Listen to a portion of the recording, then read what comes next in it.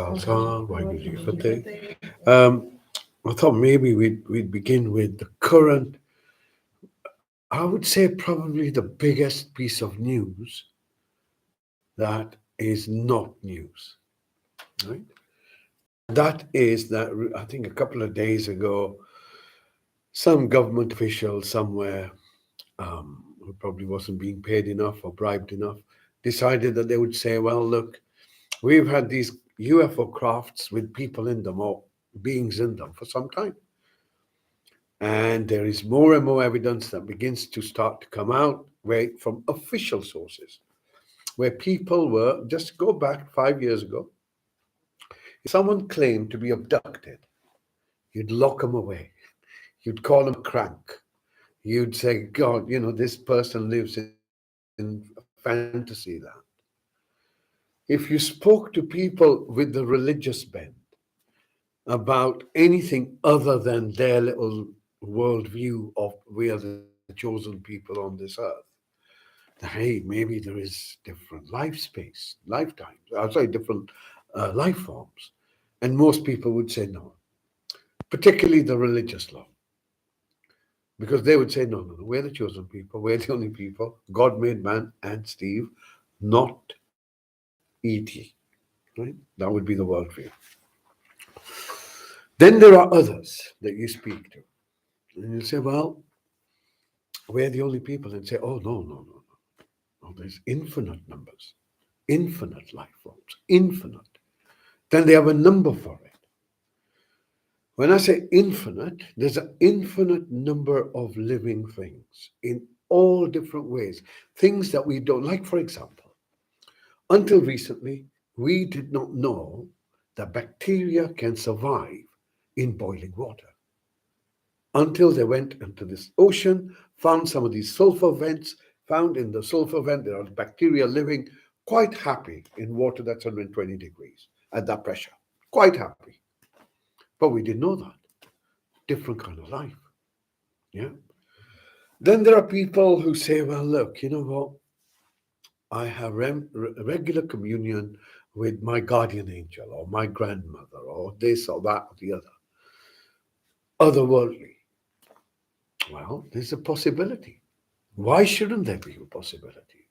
Are we, like, for example, does only one radio station exist on a frequency?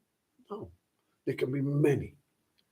So as we begin to shift our frequencies are what your kind of basic vibrations are, where you're at. Just call it that, where you're at. If you're being dragged down, your frequencies are slower, denser, you're a bit down, your mood is down, you're defeated, you're deflated, you're contracted. The universe has to contract and expand, has to do that. That's what it's doing. So that's what you do. So when you are happy, you are joyful, you are carefree. That's the word. Carefree. The other problem that the religious lot have done is they've said that humanity needs to be saved. So climate change has become the new religion because humanity needs to be saved. Think about it. Humanity needs to be saved. They've been doing it for 2,000 years and they've pretty much messed it up. Maybe we don't need saving. Do we say, oh, the trees need to be saved? Well, I suppose we do now, after cutting them. And it's the same group of people who do the same thing. They colonize you, completely desecrate you, then say sorry, and then say, oh, will you give me some money so I can rebuild them? Same thing. Poverty doesn't need to exist at the levels it is. Just human greed. Just greed, control of food. So when we go against this kind of natural order, it's not so much that it may be beneficial for you and it may be destructive or exploitative to others. But the implications of this are so phenomenal that we will come to terms with it. And when you come to terms with it, and you'll only come to terms with it when you get it. Not what you be, all right. Look, I can tell you there are different beings, and you'll say, yeah, all right, maybe for you that, but maybe you've been just too much on that tea, right? Or you could say, well, I speak to, I have communion with God. They say, well, no, you need to be at the center. You're not well. You need some tabs. But it's okay to go and beat a child up. It's okay to abuse your partner. It's okay to go to another country, blow people up, and then celebrate. It's the best we've done. Yeah, you see the disparity that we have. Anyway, belief. This is what I'm coming to. Your belief system, everyone's belief system, is a lie. Your belief, it doesn't matter what you believe. And most of the beliefs, you don't even know you're carrying them. You have a belief about yourself. You have a belief of who you are. You have a belief of what you're capable of doing. You have a belief what will happen to you if you break the law. You have a belief. You have a belief. These are all your beliefs. Your beliefs may be based on facts, but they're not your facts. Yeah? I may say to you, look, I'll put my hand in there, burn my finger. That's factual for me. And you, because you believe me, it's not factual for you. Do you understand? So, with this UFO thing coming through, which we said to you almost 2-3 years ago, that look, this is going to start shaking people's worldview. We're now in that space. Summer is heating up, right? We're in that space psychologically as a whole humanity begins to come to terms with this. If it means that there are other things and they're going to become more and more prominent as we go along, where does that position you? If something can travel from one part of the galaxy to you in their tinged thing, are you superior to them or inferior? You're inferior. What do you do to things that are inferior? You domesticate them. That's why we have cats, dogs, because they can't think for themselves. So you condition them to be your companions or whatever you want from them, right? Sheepdog, whatever. The implications of this are serious because it addresses a number of beliefs. One is, I'm the chosen one, we're the chosen one, because the guy in the hat and the frock told me so. That's going to fall apart. Those who said this is the book that has all the truth in it, that's going to fall apart. Those who believed, no, it's Darwinian evolution, all right, explain this. That's going to fall apart. Those who believe material world is all that there is, that's falling apart. So what does that do to your belief systems? The paradigm changes. You begin to live in a world which is far more magical. It has a bit of magic in it. It has a bit of enchantment in it because you begin to see it for what it is, not for the way we have been conditioned through these belief systems to see the world. This is where the belief will become the Achilles heel. The stronger your belief, the harder you'll defend it. And you'll call it things like faith. Still a belief, mate. Still a belief. Call it what you want. There are only two things: trust, knowing. Two things. You can only trust if you know. How else can you trust? And how do you know? You begin to know what you're not. And that brings you to what you are. You don't need to trust anything. You are trust. You are that thing. But because of our belief systems, we never go to that because it's too big. What do you mean? It's blasphemous to say that there is no difference between you and existence or God or whatever you want to call it. Well, belief. There's a belief that humanity needs to be saved. It's a belief that it's easier for a poor man to walk through the eye of the needle than a rich man. So poverty is here. Belief. Beliefs create societies. Belief creates illness. What's happening with the war? It's belief. It's all it is. What happened with the COVID thing? Belief. Right? Question your authority. That's all I'm asking you. Question your authority. Where does this come from? Who's telling me this? What's your interest in it? Nothing that you're told by those in power is in your interest. Whether you see it or not makes no difference. Nothing is. Can't be. Can't be. You're domesticated, like I am. Meditation, psychedelics, even drumming. Did you know it was illegal for the native Indians to drum until the early 19th century? Did you know that? Not in the 20th century, maybe early 20th century. Yeah, it was illegal. Why? Because it induces a different state of consciousness. Meditation, different state of consciousness. You begin to see the rubbish for what it is. Your rubbish, not someone else's, your own rubbish. And begin to realize, actually, you know what? I don't need pharmaceuticals to heal me. There's enough. My body's enough. My body's enough. I was listening to an Indian mystic today, and he was talking with a really huge group of people. And so he said, you begin with rubbing your hands, get them warm, and you say these statements to yourself, something to do with how powerful you are. And he said, and then you just put your hands on wherever it's hurting and notice what happens. And amongst the crowd, people were coming back with like instant response, not like made up, instant response. But it goes to show, and he was saying the same thing. You don't realize what you're capable of doing. You limit yourself.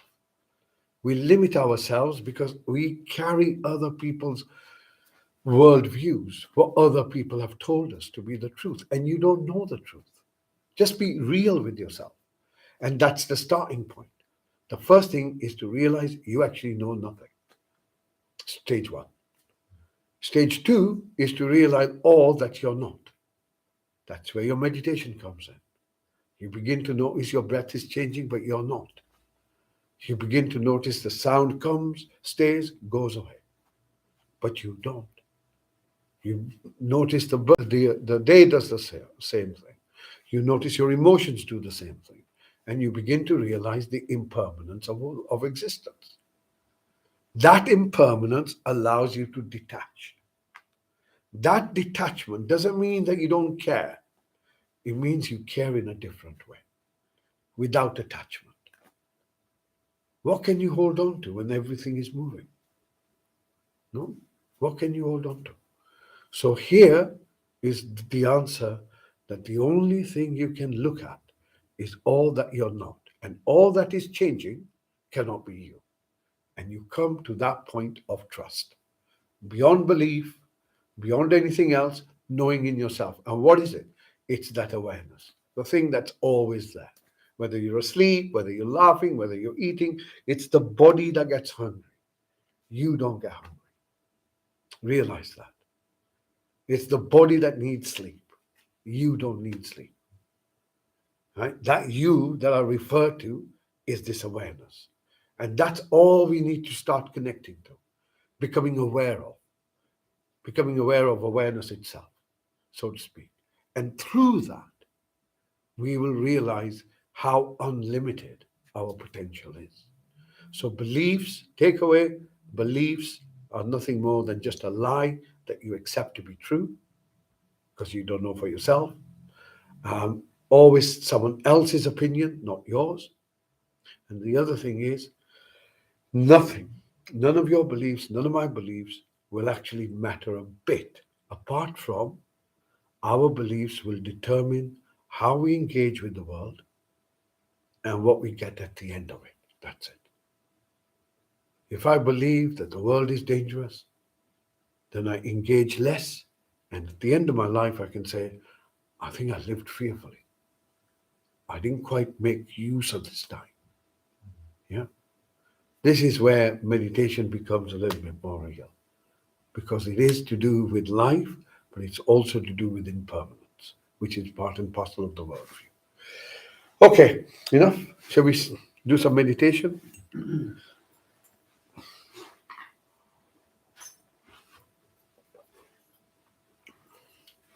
So, as usual, we close our eyes,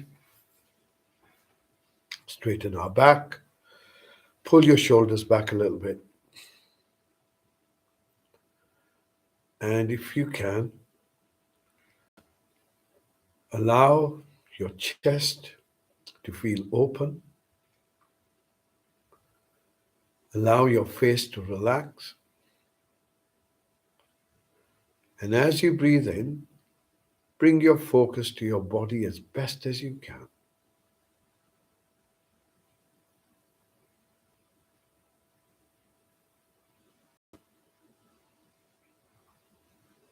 And just notice what's going on with you. If the mind is dominant, notice what it's doing, where your thoughts are. If you're feeling in a particular way, notice what that feeling is. And it can only be settled or unsettled. And then thirdly, we look at our body. So imagine a hula hoop above your head. And as it begins to go down, it begins to scan your body for sensations. Your commitment is to just be still as best as you can, comfortable, relaxed, but upright. Allowing this hula hoop to move down, down, down, down. And the next breath in, once again, become aware of the body and notice if there's a pain, a tightness, an itch, uh, any dominant sensation. And if you notice something, just notice where it is. No judgment, no commentary, what it could be, what it couldn't be. Just notice the sensation.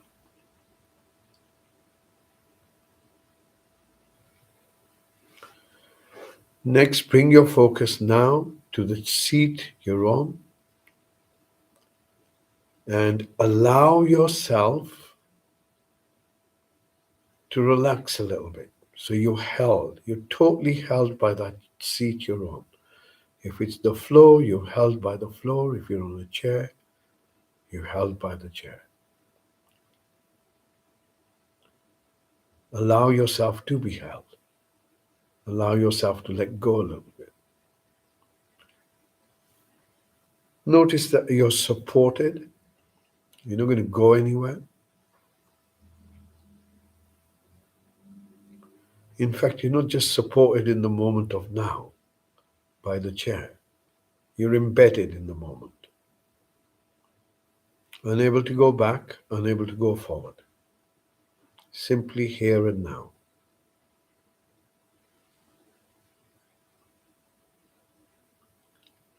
Notice the ground beneath you is the only ground that can hold you. The breath that you draw in can only be drawn from the air in front of you. You can't be anywhere else. You can think about the past, you can think about the future, but you yourself can't be anywhere else.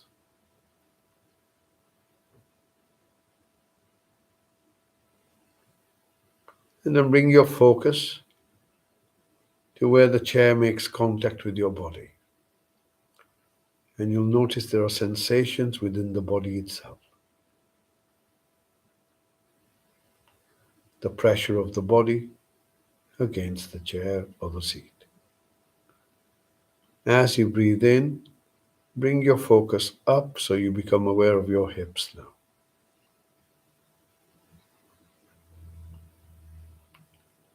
As you breathe out, bring your focus down your thighs, moving towards your knees, scanning your body. This is a diagnosis. Scanning your body meticulously, looking for anything that seems dominant. A thought, a pain, an ache, a tightness, an itch. From your knees, you move down towards your ankles, scanning the calf, the back of your leg, scanning the front of your leg.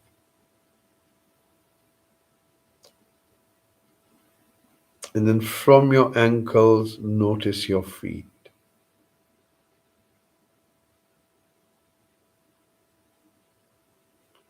And then notice the soles of your feet.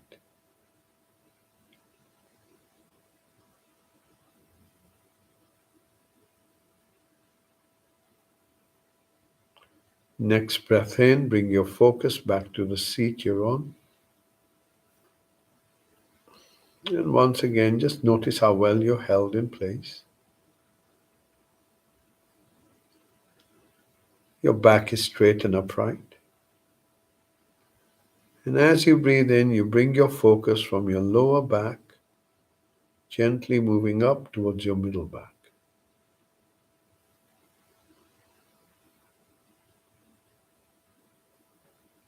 And if you need to do it more than once, that's fine too.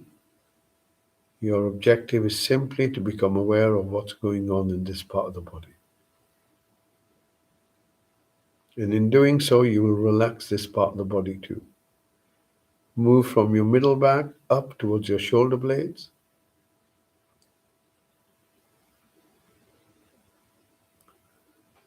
And then notice your shoulders. Allow them to relax, soften a little bit.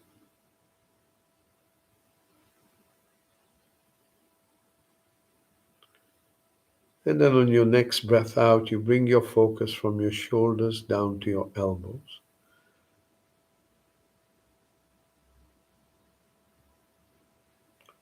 From your elbows, you move down towards your wrists. This is a deliberate body scan.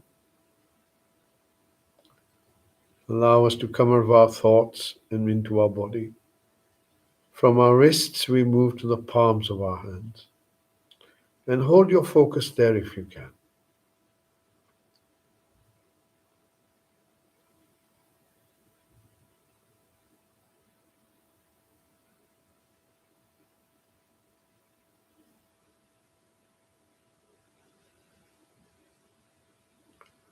Notice your fingers.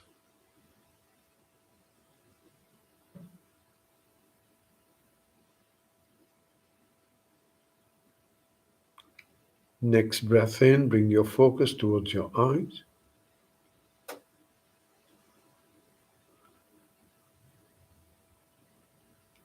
Scan your eyes, scan around your eyes.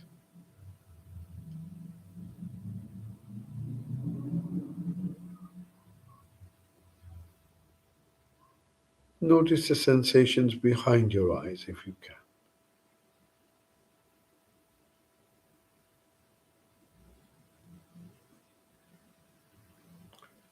And then realizing that there is awareness, that you have awareness of the back of your eyelids. You have awareness of the darkness.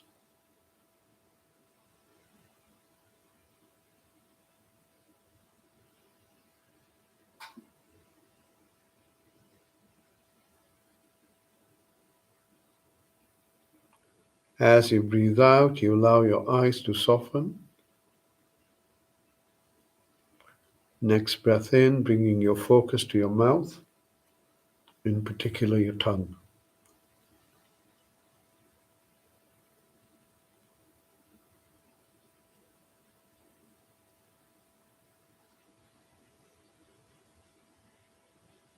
Notice the sensations on the tongue as best as you can.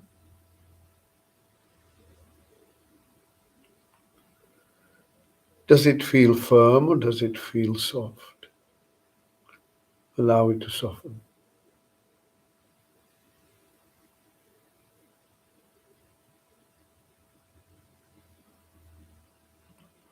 And then notice the sensations on the roof of your mouth.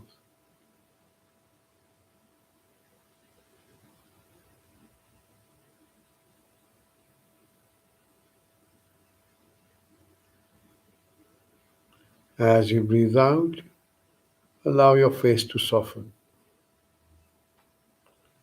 including your jaw.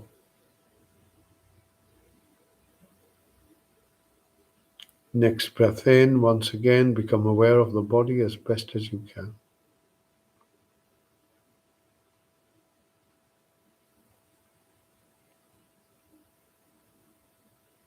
Noticing anything that stands out, draws your attention.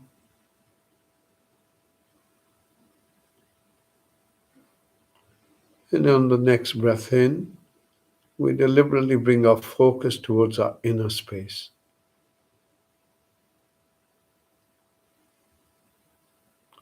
This is our thoughts, our mental space, and our emotional state. So let's begin with our mental state. Right now, do you feel drowsy or do you feel alert?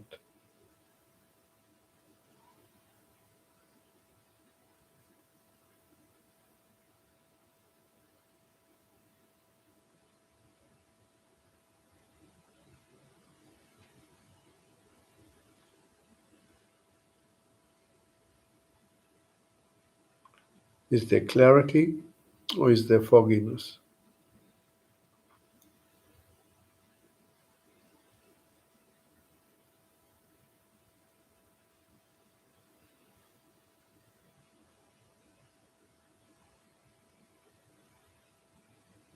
Next breath in, bring your focus now towards your chest. And begin to notice the movement of your chest in rhythm with your breath.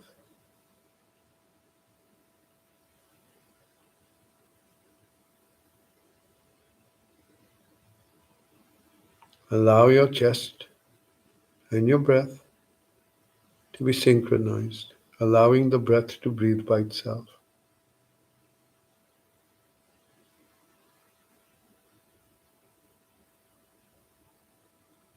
Simply holding your focus at your chest.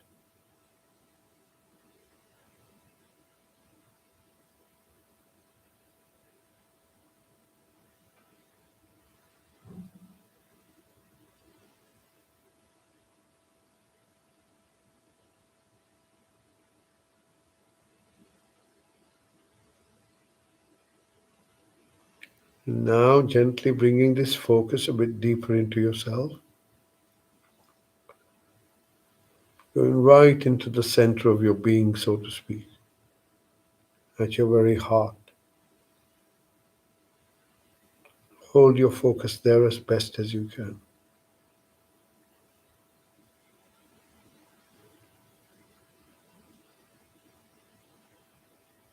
Begin to notice how you're actually feeling right now.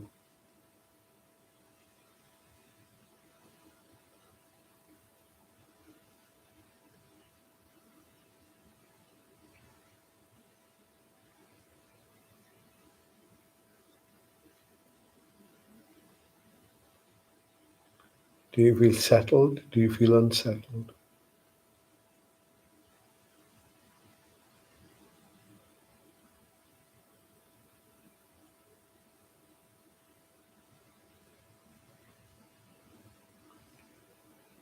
On your next breath out, simply opening your awareness to all the sounds and noises around you. Listening. No judgment, no commentary, no comment. Simply listening. Not looking for anything, not searching for anything. Just listening.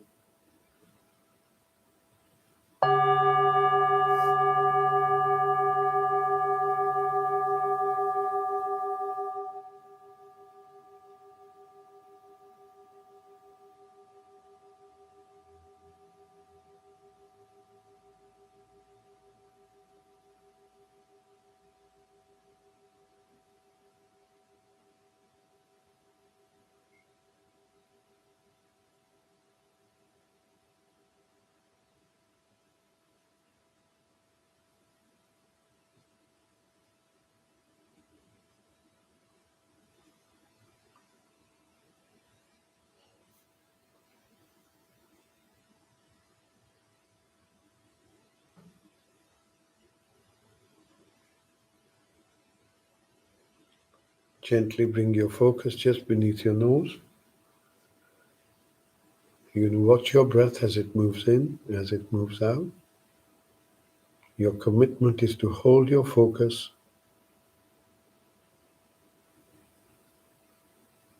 and watch your breath.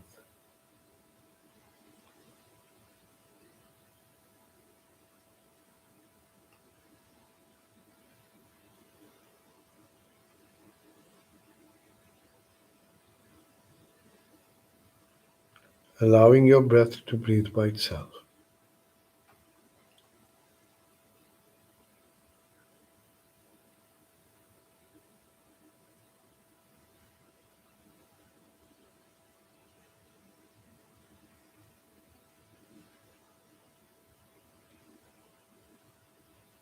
If you find your focus has drifted, distracted by my voice or a sound or a thought, notice the distraction. Coming back to your breath. Notice the in-breath going in, notice the out-breath going out.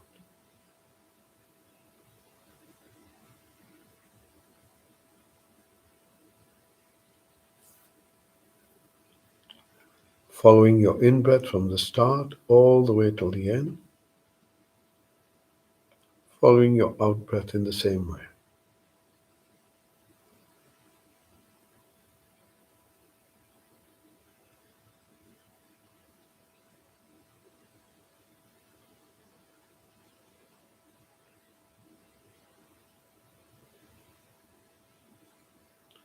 Notice your in-breath as a start and an end, your out-breath as a start and an end.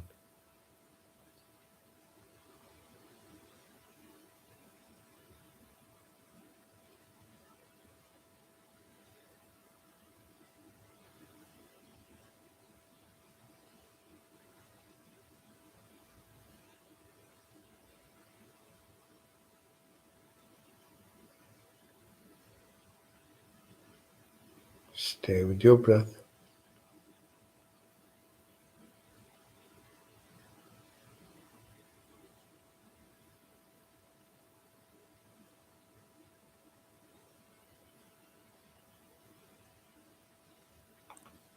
Begin to follow your out-breath all the way till the end.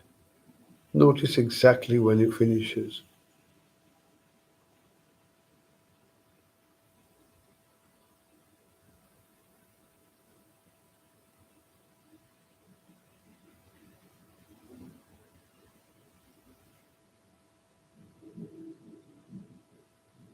Refining your awareness, making it sharper and sharper,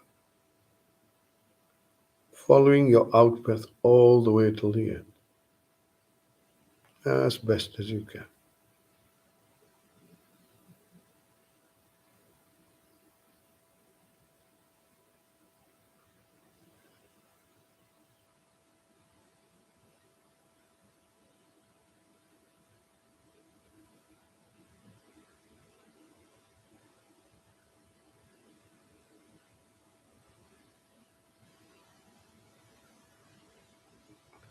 Notice how you're breathing now.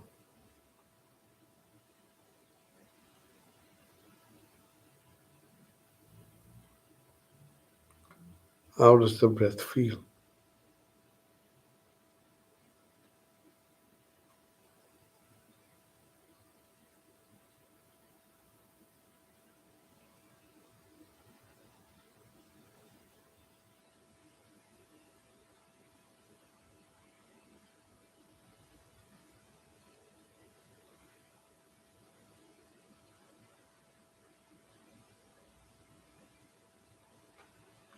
Stay with your breath.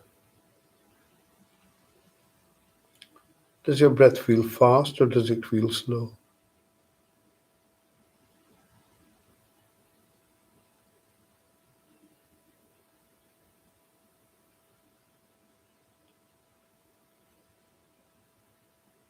Notice how your breath flows by itself. No effort from your part.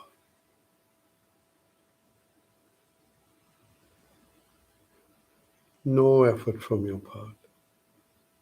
Simply being with the breath allows you to be present. Step away from all the mental chatter. Just watch the breath, following your out breath all the way till the end.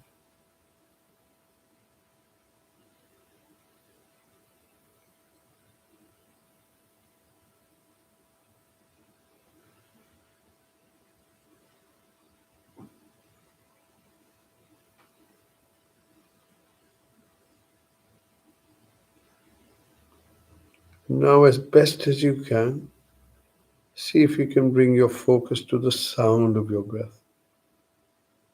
Try and listen to the in breath, try and listen to the out breath.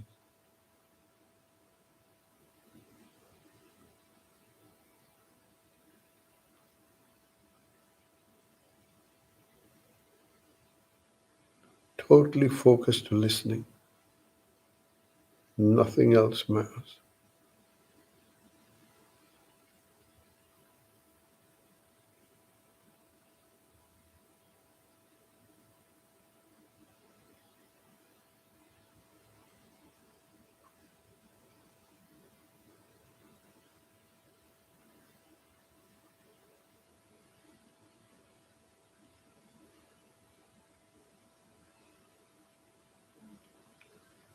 Stay with your breath, listening to the in breath, listening to the out breath as best as you can.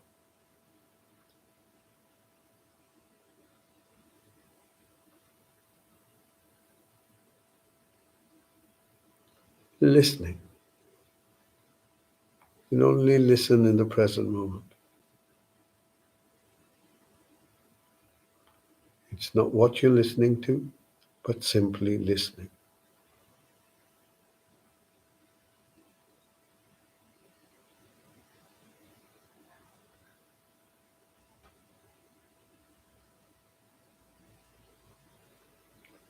On your next breath out,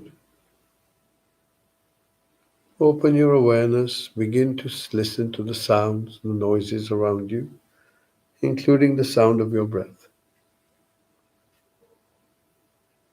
No judgment, no commentary, not looking for anything, not searching, simply listening.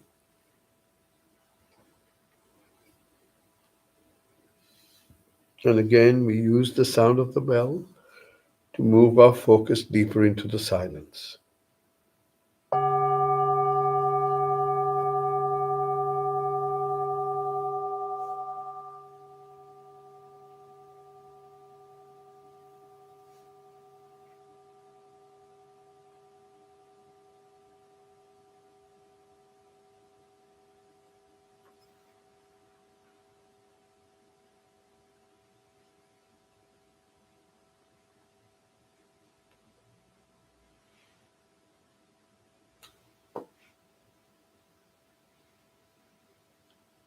Listening.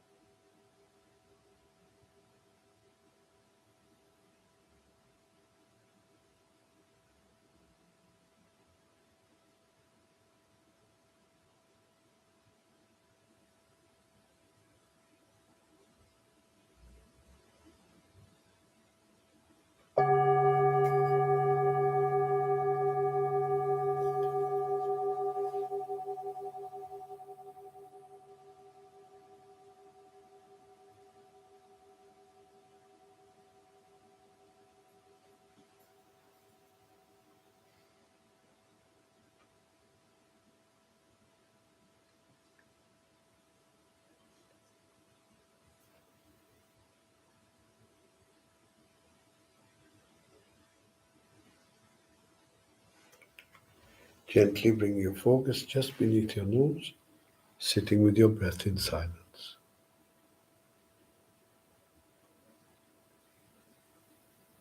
allowing the body to balance.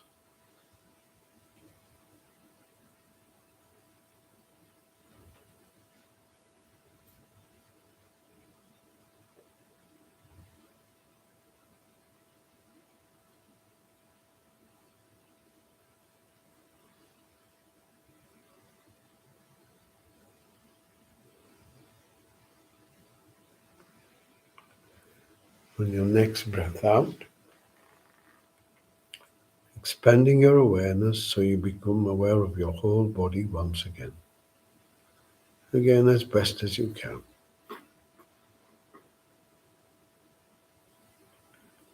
Notice your posture.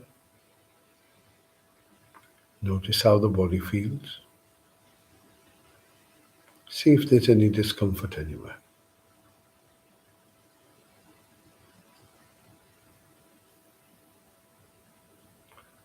Bringing your focus to your seat.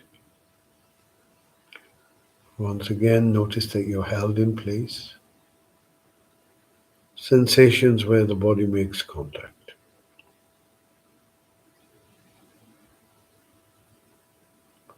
From those sensations, you bring your focus up, becoming aware of your hips, moving gently down your thighs towards your knees.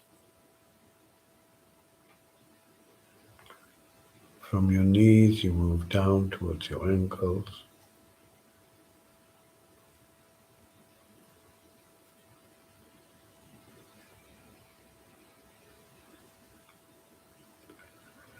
Noticing your feet, and then noticing the soles of your feet.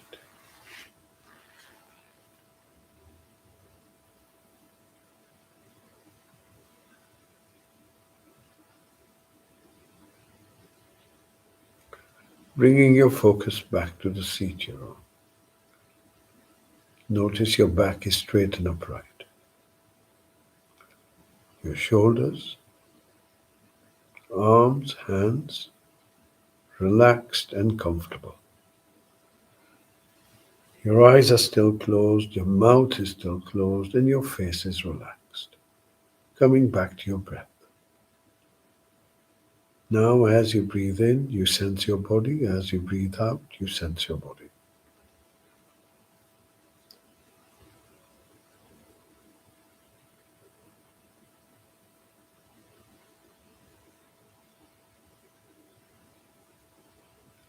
Breathing in, you sense your body. Breathing out, you sense your body. Breathing in, you are calm. Breathing out, you're calm.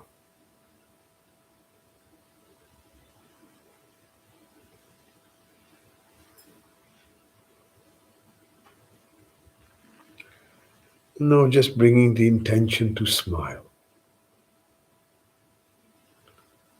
Allowing that energy within you to lighten up a bit. A genuine intention to smile from your very heart.